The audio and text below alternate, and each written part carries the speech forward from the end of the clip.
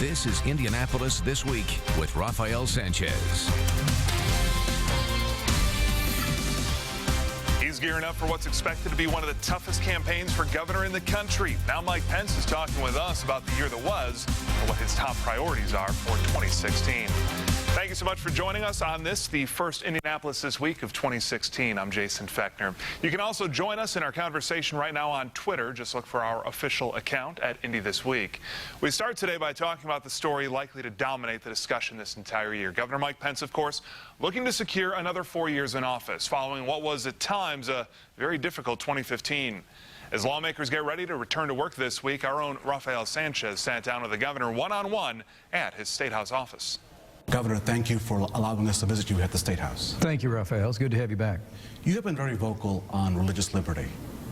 Would you do over again having the Catholic Archbishop, Mr. Tobin, come into the office and ask him not to allow that Syrian refugee family? Would you do that over? As governor of the state of Indiana, I have no higher priority than the safety and security of the people of this state. And after the horrific terrorist attacks in Paris, that involved someone who'd come into Europe as a Syrian refugee. And after the testimony of the FBI director who said a month earlier that there were significant gaps in our ability to vet people coming out of Syria, I believed it was right to suspend the state's participation in the Syrian refugee program until the administration and Congress took action. That being said, the Archbishop is my friend, and I deeply respect the unique mission of the church. And while we may disagree on this issue, I hold him and the church and Catholic Charities in the highest regard. You saw the backlash from RFRA. Despite that, you also saw a number of new employers come to the state. At the same time, now there are two different business groups who are demanding for civil rights protections for the LGBT community. Where's the balance? How does this exist? New businesses coming in after RFRA, current businesses saying, Governor, you must do something. I would say to you that with regard to those issues, I think they're entirely separate. Hoosiers can be proud of the tremendous growth and momentum in our economy. It's a testament to their ingenuity and entrepreneurship. But with regard to future debates that'll take place in the legislature, I think it's entirely separate. For my part, we've been taking time to listen respectfully to people on all sides of the issue and to study it very carefully. We're continuing that process. As I've told you before, Rafael, there's only two things I've concluded traveling all across the state of Indiana. Number one is that Hoosiers are a deeply tolerant and compassionate people who reject harassment or discrimination against anyone. But we're also a people that cherish our faith. We cherish the freedoms that are enshrined in the Constitution of the state of Indiana and our federal Constitution. And the challenge that we face, quite apart from economic issues, is whether it might be possible to reconcile those two great principles in the laws of this state. I've come to no conclusion about that yet, but I do think that Hoosiers can be proud of the tremendous growth in our economy, the tremendous momentum with which we enter 2016 in our economy.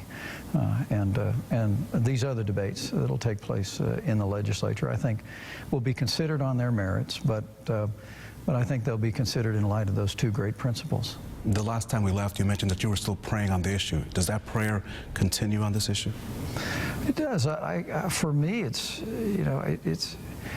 the people of Indiana are just so kind and tolerant and caring, and I think that actually has contributed to the fact that, despite the difficulty we passed through this last spring, Indiana's economy has continued to roar. People know the people of Indiana, and they know the character of the people of this state. But we're a state with a constitution, and the challenge that the legislature will have in the months ahead is whether or not you can reconcile those two principles. But I'm going to continue to be thoughtful about it, and you bet I'll continue to be prayerful about it. More than half of the state's budget goes to education. There's this test called ISTEP, which every time it's given becomes a debacle. either the scores are not correct or there's something wrong with the computers. Is it time to change that testing mechanism? Well, I think that, look, I share the frustration of the latest revelations in the media, and we're going to get to the bottom of it.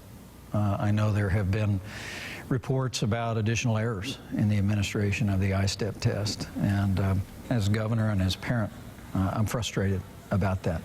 I believe in accountability. I believe that performance measured is performance enhanced. We've got to give parents and teachers the information about how our kids are doing, but we've got to be able to rely on those tests. So we're going to be working closely with the Department of Education and with our test vendor to find out whether or not there were additional errors. But at the end of the day, we've got to stay focused on ensuring that we have accountability, that we're able to measure accurately the progress that our kids are making. And also, we've got to remember they are making great progress. I mean, Indiana's a national leader in education innovation and reform, and we have the results to prove it. Graduation rates are up.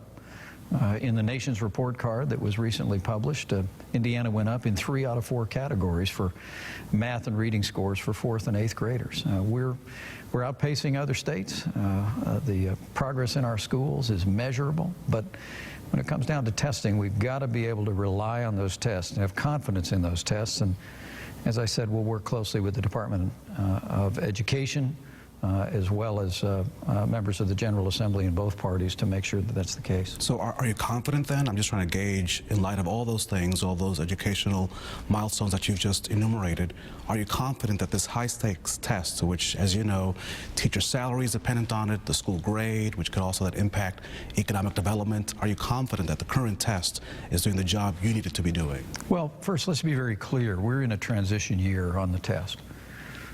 We raised standards in Indiana, and so the test was tougher. And as was the case in numerous other states around the country, we had a decline in test scores. It was fully anticipated. That's why we've been working with members of the General Assembly to make sure that during this transition year that those lower test scores don't affect teacher bonuses or compensations. We're also going to make sure that when we assign letter grades to our schools, that it properly reflects that we're in a transition year.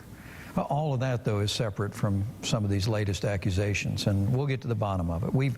I'm confident that in this session of the General Assembly we can address in a bipartisan way legislation that will protect teacher salaries and bonuses, and also make sure that we're grading our schools properly in a transition year. But these latest revelations go to a concern about the administration of the test itself. We'll get to the bottom of it. Still to come, turning the focus to Indiana's highways, what's certain to be a key issue in the race for governor. You're watching Indianapolis This Week, only on RTV6. This week as we continue our conversation with Governor Mike Pence. The 2016 campaign trail almost certainly going to include a lot of discussion about Indiana roads and highways. It's an issue that exploded to the forefront over the summer when INDOT was forced to close part of I-65 in Tippecanoe County. The bridge over Wildcat Creek there shifting during construction work. What has followed has been months of criticism by Democrats about a lack of attention to infrastructure and major highway construction plans announced by the governor's office. You've embraced a $400 million plan out of the legislature for monies to go to cities and towns on roads. That was not part of your billion-dollar plan that will come to the legislature in January. It appears that the money was there. If the money was already there, why not just make that part of your plan originally?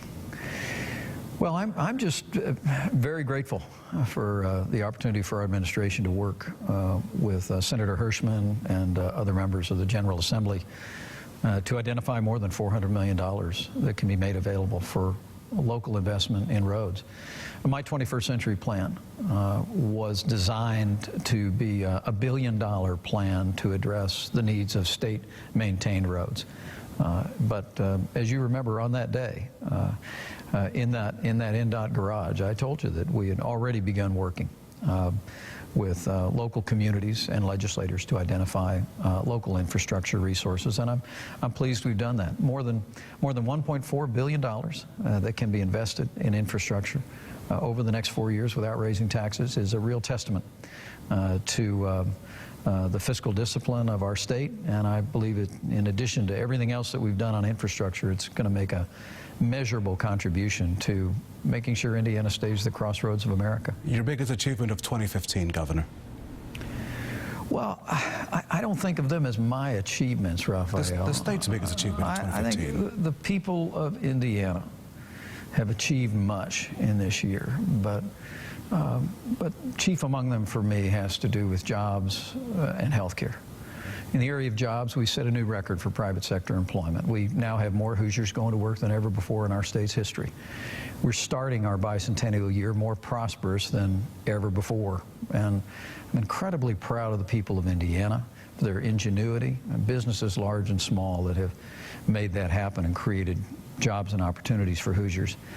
But also, I'm very proud of the fact that as we sit here today, now more than 300,000 Hoosiers have access to health insurance they can pay for. It's not built on the mandates and taxes of Obamacare, but it's built on personal responsibility. We've enrolled without much administrative difficulty. We've enrolled more than 300,000 Hoosiers in a plan, and many of those people never had access to health insurance that they could afford before, and now they can choose their own doctor. They have encouragement to participate in preventive medicine and wellness programs, and you know that health has been an ongoing challenge for the state of Indiana over the years, but I really do believe the prosperity and widening opportunities in health care in this state are great achievements by the people of Indiana in 2015. And finally, Governor, when we sit down here in 2016 for our next interview next December, what things do you want off the checklist? What will you say were the big accomplishments of 2016? I would like to hit our bicentennial on Statehood Day next year, marking 200 years as a state. I'd like us to be more prosperous than ever before, with more Hoosiers going to work than ever before, with our schools working for all of our kids, regardless of where they start in life and regardless of where they want to start in life. I want to see Hoosier health care and health outcomes improving. I want to see us reduce infant mortality and make real progress in combating drug addiction and drug abuse. And quite simply, I want to see Indiana take our rightful place as the leading state in the Midwest and the best place in America to start a business, grow a business, get an education, get a job, or retire. Well, Governor, thank you. We'll check on that checklist next year. We appreciate your time. Thank you so much, sir. Thanks, Appreciate your time, sir. Thank you. Good to see you. Yes, sir. And our thanks again to both Rafael and to Governor Pence. The governor is expected to deliver his State of the State address on January the 12th, and we will, of course, have full coverage of it here for you. He faces Democrat John Gregg in the November election, and we'll look forward to having the former speaker join us right here on this program very soon. Meanwhile, we're now just 2 days away from state lawmakers returning to work at the Capitol, but what should we really expect to happen in the short session? Our Katie Hines joins us to talk about that next. You're watching Indianapolis This Week on RTV6.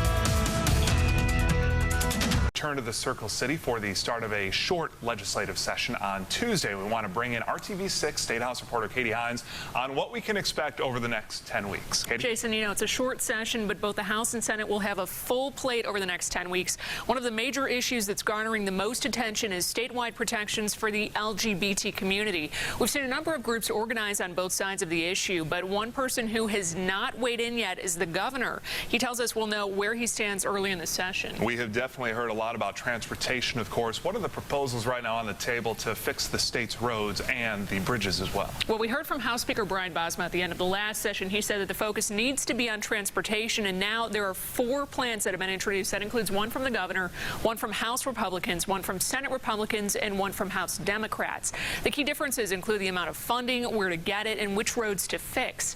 One of the proposals totals $2 billion. You can expect discussion on whether state or local roads should be prioritized. promised. It's a major campaign issue, too, for both Republicans and Democrats. Another huge issue over the past year, and of course going forward into 2016 now, we're of course talking about education.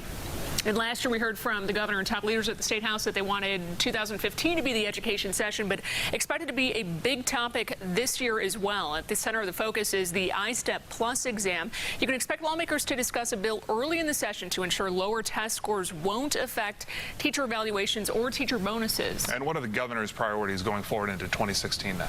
Well, we actually, at this point, he hasn't outlined them yet, which is unusual, Jason, ahead of the session. He did so in mid-December both the last 2 years at a legislative conference here in town, but he didn't attend this year, and his office tells us that he decided to announce his agenda in a different manner this year, but we haven't heard yet when or where that will take place. So we're still waiting to hear from him on what he wants to see happen during this session as we head into it, and also an election year for him. Our TV6 State House reporter Katie Hines, thank you for joining us, and Happy New Year to you. Thank you. You too.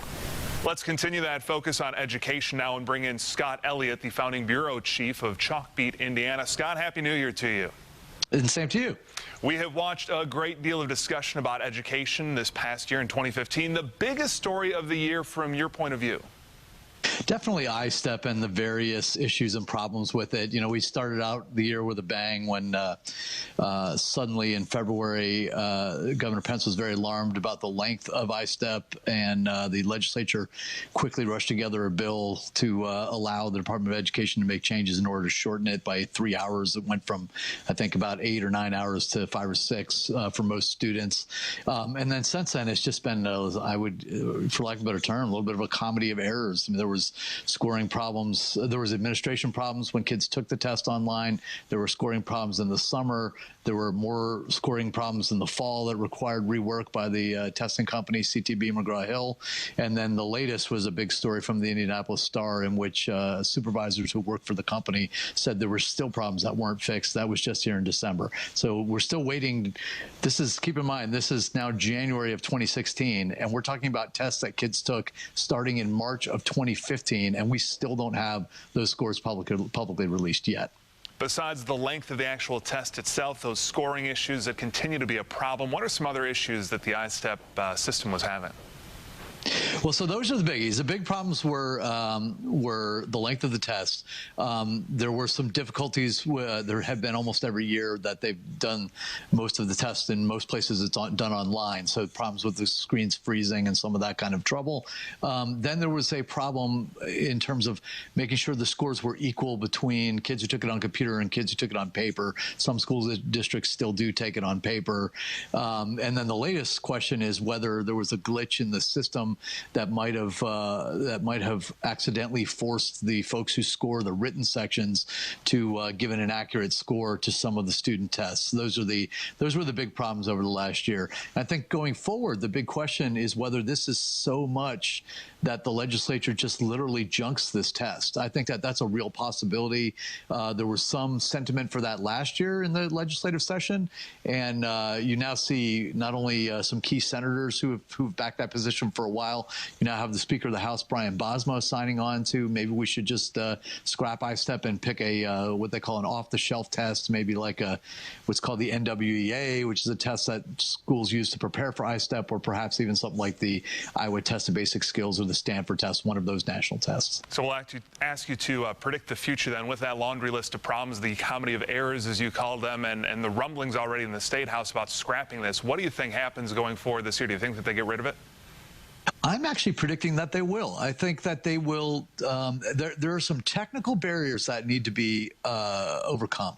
There are some problems using a standard national test that's not tailored to Indiana's standards. There's supposedly ways that can be overcome. I think that will be the big question that needs to be resolved is, can they make it work to use a general national test as Indiana's state test? I think if they can make that work, it would almost certainly be cheaper.